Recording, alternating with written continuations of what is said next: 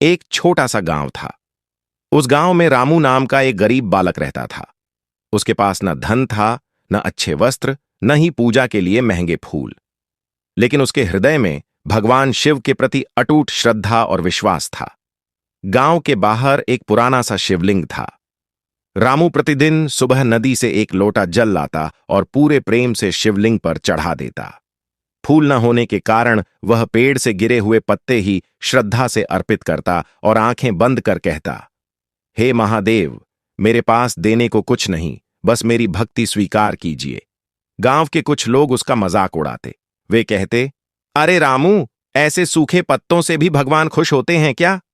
रामू मुस्कुराकर उत्तर देता, भगवान वस्तु नहीं, भाव देखते हैं। एक वर्ष गांव में भयंकर सूखा पड़ गया।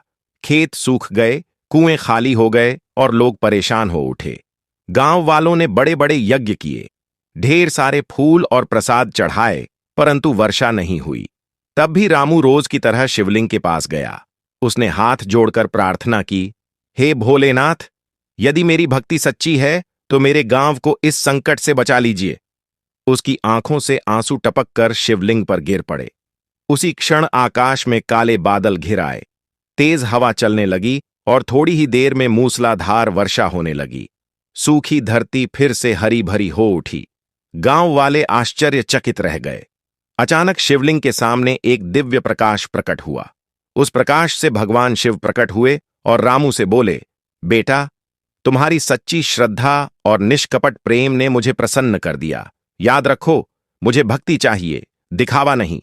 यह कहकर महादेव अंतर्ध्यान हो गए। उस दिन से गांव वालों को समझ आ गया कि भगवान को प्रसन्न करने के लिए धन या आडंबर नहीं, बल्कि सच्चे मन की आवश्यकता होती है। सीख: सच्ची श्रद्धा और निर्मल हृदय से की गई प्रार्थना अवश्य फल देती है।